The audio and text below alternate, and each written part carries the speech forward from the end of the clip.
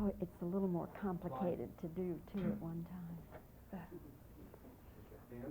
Good work.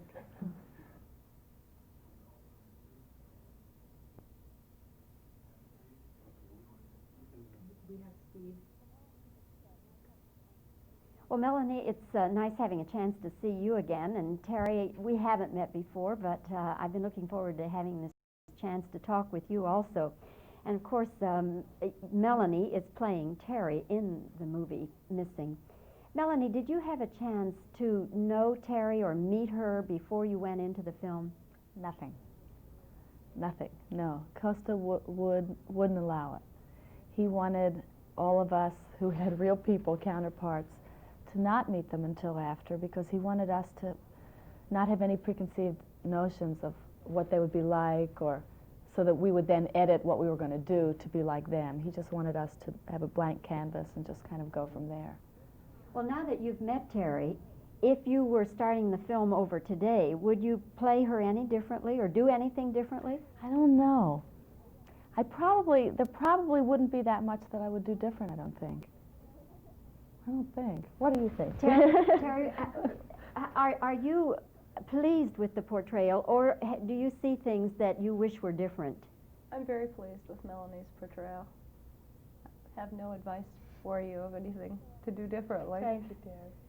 So, in other words, you think that it's an honest portrayal of what you went through in Santiago. Do you have any quarrels at all with the film, whether it be your part or something to do with Charles or something to do with Beth? Do you see anything that you're uncomfortable with? No. That's unusual. I'm very pleased with the film and the way, as you know, the film, which is 2 hours long, covers a period of about 6 weeks that we were there. And I felt just the way that it was developed and really compressed into 2 hours did bring out the feelings and the emotions and the struggle that we went through during that time very successfully. Terry, why do you think you were spared? I think there are several reasons. One of them was that I was not with Charlie when he was picked up at his home. I had moved to a hotel downtown. Another reason, I think, is that he would, during any interrogation, would have protected both Joyce, his wife, and me. And also that it was known that I was there as a tourist. I was not living in the country. And I think also the fact that I was a woman helped to protect me in a country where a male journalist living in the country might be in more danger than someone who had just been there for a few days. But did you not see the same things he saw at Viña del Mar? Yes. And that was not of concern to them? Apparently not. I can't answer that. I think it was possibly of more concern that he knew those things, because he knew the situation in the country, certainly better than I did, because he was living there. And also, again, I really can't say, because I wasn't at their home when he was arrested. Why did Joyce, called Beth in the movie, why did she not go with the two of you that day to Viña del Mar? She had to renew her residence visa, and it was coming to the point where it would have expired, and the renewal process would have become much more complicated. And I believe that September 10th, which was the day that we went to Viña, was very close to the end of the time that she had to renew her residence visa. So she felt that she would need to take care of it that day. And of course, we left that day saying, "Goodbye, we'll see you tonight for dinner." And of course, didn't return for 5 days because of the coup. Did anyone, there's one line in the movie that indicates that somebody had this thought, but was there a more prevailing thought that perhaps there was some sort of romance between you and Charles? Was there a prevailing thought? There was no romance between Charlie and me. Well, no. there's one line in the movie that indicates that one person thought, that that there might have been a little something between the two of you. No, there was not.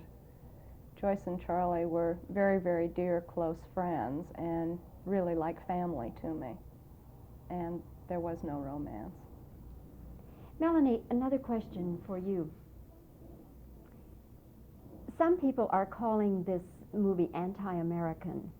Does that bother you that they're putting that kind of label to it and that you're a part of the film? I don't think it's anti-American. I think it's the most pro-American film to date because it can, I mean, the beauty of America is freedom of speech and the freedom that we have in the country. And I think it's one of the few countries where you can show a movie that says, hey, we have a problem in this area.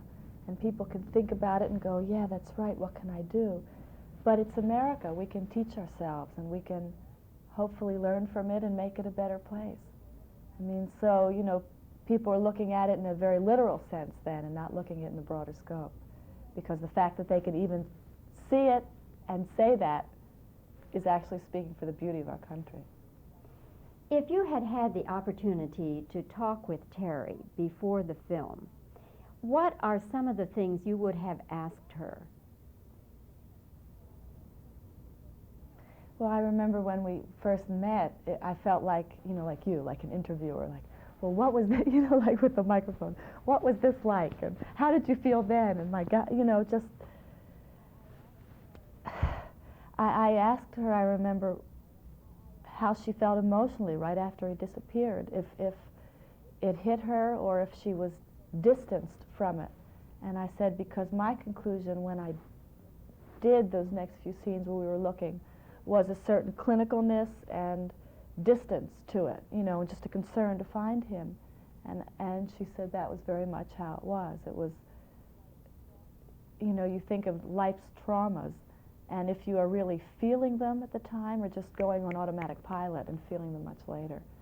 So there were certain assumptions I had to go to, but then I wanted to kind of verify them with Terry afterwards. Well, again, I must tell you both that I found it to be a fascinating film, not only from the entertainment value of it, but it does make us think. And Melanie, congratulations to you on a fine performance. And Terry, again, very, very nice having this opportunity to meet you.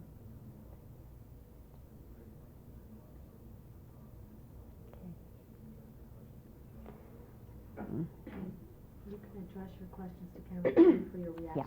Okay. No, is this a pretty good look right here? Or what about, no, you don't need to get out, Melanie. Ask him if this is a pretty good fix right here. Okay. And then just, are you cutting me about here? Like Little bit tighter than that. here? That's right about there. Yeah, okay. All right. Melanie, did you have a chance to talk with Terry and meet her before you started the film? Now that you have met Terry, the real Terry, is there anything you would change if you were starting the film today? If you'd had the chance to meet and talk with Terry before you started the film, what are some of the things you might have asked her? Terry, are you comfortable with the film, looking at it? Do you see anything in the film, Terry, that you would like to see changed? Is there anything in the film that you would like to see changed?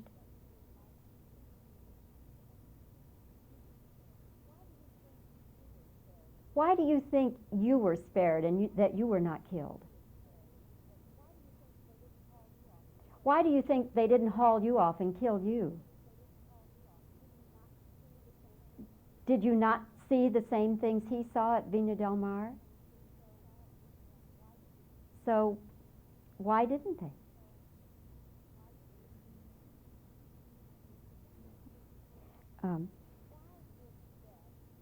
Why did Joyce call Beth in the movie? Why did she not go to Viña del Mar that day with the two of you?